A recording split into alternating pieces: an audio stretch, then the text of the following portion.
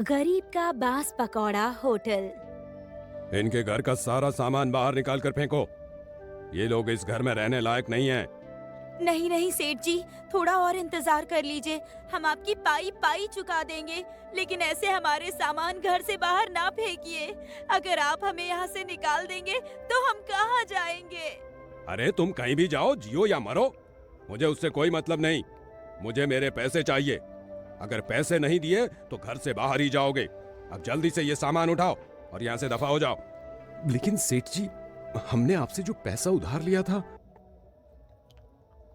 तो हम आपको वापस कर ही चुके हैं। बाकी का आधा हिस्सा भी हम आपको इस साल दे ही देंगे। आप हम पर थोड़ा रहम खाइए। हम अपने दोनों मासूम बच्चों को लेकर कहां जाएंगे?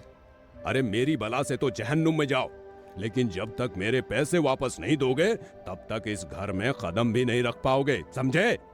करीब 1 साल पहले रंजीत ने नया काम शुरू करने के लिए गांव के सेठ से कुछ पैसे उधार लिए थे, लेकिन रंजीत का काम सही से न चलने के कारण उसका सारा पैसा डूब गया और वो सेठ की पाई पाई चुकाने के लिए मजदूरी करने लगा।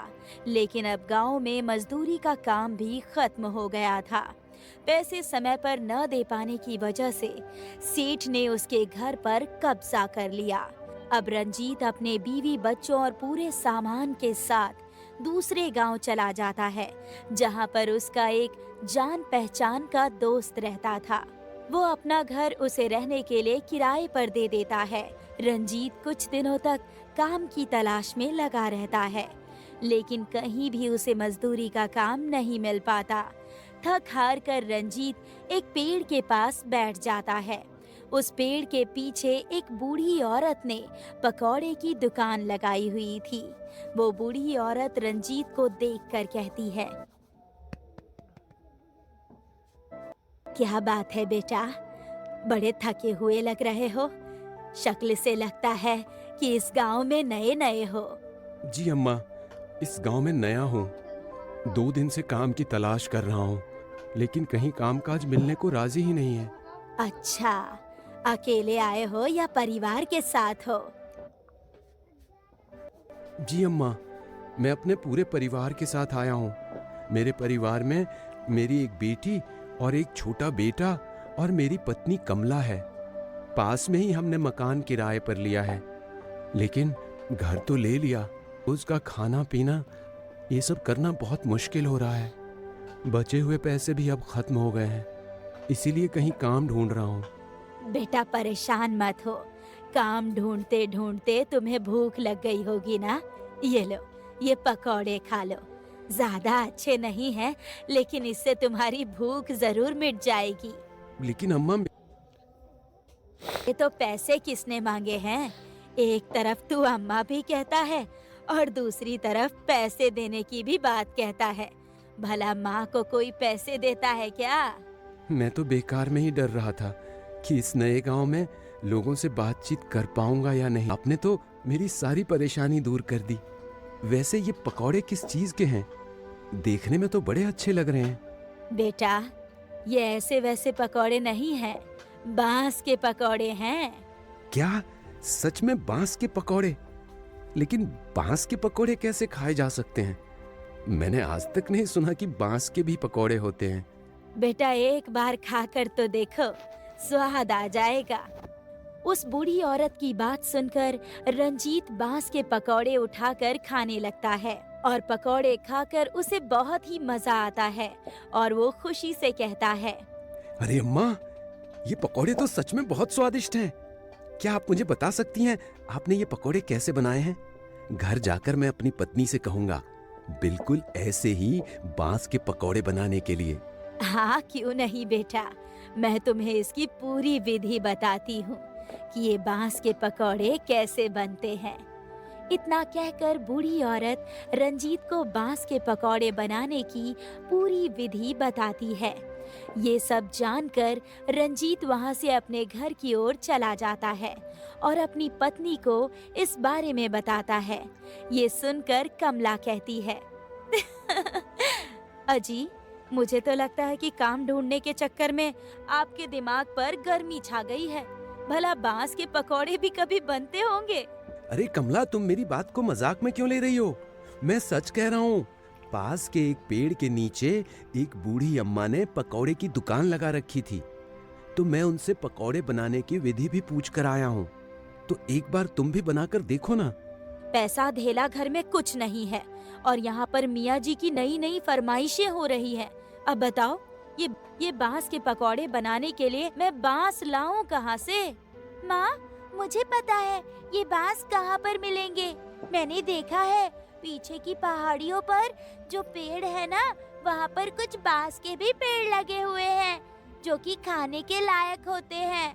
मैंने किताबों में पढ़ा है कुछ बांस ऐसे भी होते हैं जिन्हें खाया जा सकता है। लो, अब बांस लाने की भी दिक्कत खत्म हो गई। बेटा, तुम जल्दी से जाकर वहाँ से कुछ बांस तोड़ लाओ और फिर हम आज बांस के पकौड़े खाएंगे। रंजीत की बेटी चिंकी पहाड़ी के पीछे वाले जंगल से कुछ बांस तोड़कर ले आती है। शाम के समय रंजीत की पत्नी कमला रंजीत जो विधि बताता है उसी के अनुसार बांस के पकौड़े बनाने शुरू कर देती है। कुछ देर बाद पकौड़े बनकर तैयार हो जाते हैं और सभी बैठकर एक साथ वो पकौड़े खाते हैं। पकौड़े खाकर सभी को बहुत ही स्वाद आता है। अजी, आप तो सच कह रहे थे, ये बांस के पकौड़े तो सच में बड़े ही स्वादिष्ट हैं। तुमने सही कहा कमला, ये बिल्कुल वैसे ही बने हैं जैसे कि उन बूढ़ी अम्मा ने बनाए थे। रंजीत जी, मैं क्या कहती हूँ, क्यों ना हम भी इन बांस के पकौड़े का एक ठेला लगा ले। जैसे हमने पहली बार ये बांस के पकौड़े खाए तो हमें बहुत ज्यादा पसंद आए, वैसे ही और लोग भी इन बांस के पकौड़े के बारे में नहीं जानते होंगे और वो भी इसे खाकर बहुत खुश हो जाएंगे और ऐसे ही हमारी कमाई भी लगातार होती रहेगी और आपको कहीं काम ढूंढने की जरूरत भी नहीं पड़ेगी। तुम सही कह रही हो कमला, लेकिन यहाँ पास में ही उन बूढ़ी अम्मा की पकौड़े की दुकान है। अब उनके बगल में ही हम एक और पकौड़े की दुकान खोल लेंगे तो ये तो धोखेबाजी हुई ना। उन्होंने ही हमें बांस के पकौड़े बनाने सिखाए हैं। हम ऐसा नहीं कर सकते। मैं कुछ और काम देखता हूँ। अगली सुबह रंजीत किसी दूसरे काम की तलाश में निकल जाता है और जब वो उस पेड़ के पास से गुजरता है तो वो देखता है कि उस पेड़ के पास में पकौड़े की दुकान ही नहीं लगी थी और न ही उसको वो अम्मा दिखाई दे रही थी। रंजीत ये देखकर परेशान हो जाता है और आसपास वालों से बूढ़ी अम्मा के बारे में पूछता है। अरे भाई साहब, यहाँ पर एक बूढ़ी अम्मा पकौड़े की दुकान लगाया करती थी, आज वो नहीं आई है क्या? अले भाई, छपना देख ले हो क्या? यहाँ कब ते पतोले की दुकान लगने लगी? सच में मैंने कल यहाँ पर बूढ़ी अम्मा को पकौड़े की दुकान लगाए हुए देखा था। वो बांस के पकौड़े बेच रही थी, लेकिन आज उन्होंने अपनी दुकान नहीं लगाई। अले भाई, लगता है तुम इस गांव में नए हो। आज तक इस पेड़ के नीचे मैंने किसी बूढ़ी अम्मा तो पतोले लगाते हुए नहीं देखा। ऐसा कैसे हो सकता है? मैंने तो खुद उनके हाथ से बने बांस के पकौड़े खाए हैं।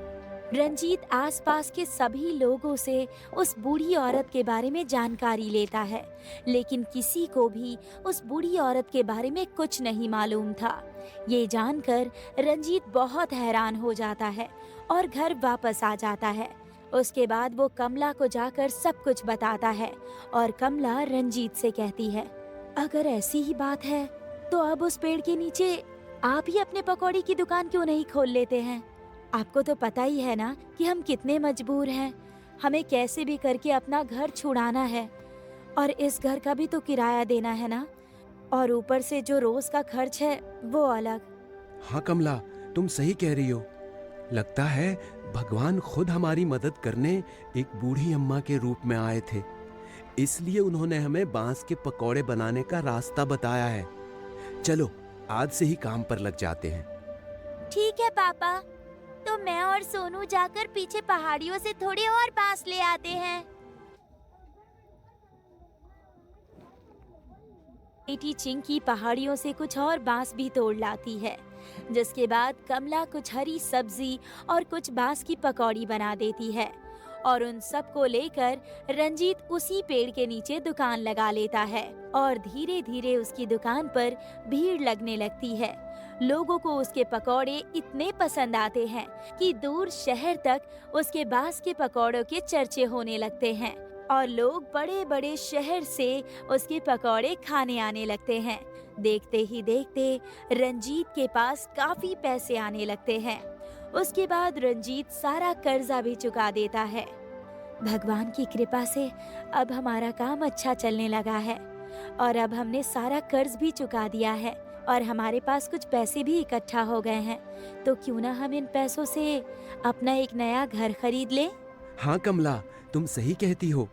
हम इसी गांव में अपना एक घर खरीद लेते हैं। इस गांव में क्यों? क्यों ना हम अपना वही पुराना वाला घर खरीद लेते हैं ना? नहीं कमला, वो गांव यहाँ से काफी दूर है और हमारा यहाँ काम अच्छा चल रहा है, इसलिए हम इसी गांव में घर लेते हैं। रंजीत उस गांव में अपना एक घर ले लेता है और सब लोग उसमें खुशी खुशी रहने लगते हैं। एक दिन उसका सेठ उस गांव में आता है तो उसकी नजर रंजीत के ठेले पर पड़ती है। सेठ रंजीत के पास जाता है। अरे रंजीत, तू यहाँ? सेठ जी, आपका यहाँ कैसे आना हुआ, इस गरीब के यहाँ? कैसी बात कर रहे हो रंजीत?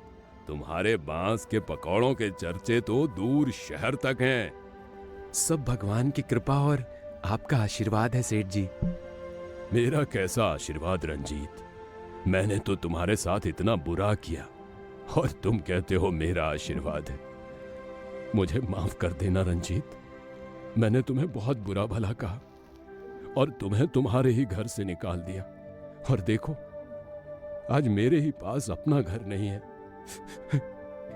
कैसी बात कर रहे हैं सेठ जी आप? हमारे बड़े हैं आप। आपने मेरे बुरे वक्त में मुझे पैसे उधार दिए थे और वो पैसे ना चुकाने के लिए ही तो आपने ऐसा कदम उठाया। उस समय आपकी जगह कोई और भी होता तो यही करता, लेकिन आप ये क्या बोल रहे हैं? आपके पास घर नहीं है, सब ठीक तो है ना? कहाँ कुछ ठीक नहीं है रंजीत। अभी पिछले महीने बारिश तेज होने की वजह से गांव में बाढ़ आ गई, जिसकी वजह से हमारा पूरा गांव डूब गया।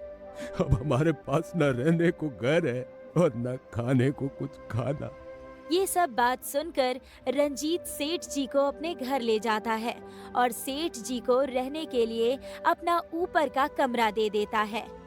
सेठ जी, आज से आप यहीं रहेंगे और किसी भी चीज की जरूरत हो तो कमला को बता दीजिएगा। हाँ सेठ जी, किसी चीज की जरूरत पड़े तो मुझे बता दीजिएगा। कमला, क्या तुमने मुझे माफ कर दिया? मैंने तुम लोगों को अपने ही घर से निकाल दिया और तुम लोगों ने मुझे रहने के लिए अपना कमरा दे दिया। तुम लोग सच में बहुत दयालु हो। सेठ जी, शर्मिंदा मत होइए।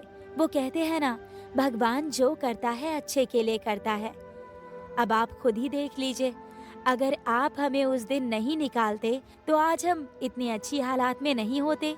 आप फिक्र मत कीजिए, भगवान आपके लिए भी अच्छा ही करेंगे। और उसके बाद सब लोग खुशी खुशी खाना खाते हैं। वसंत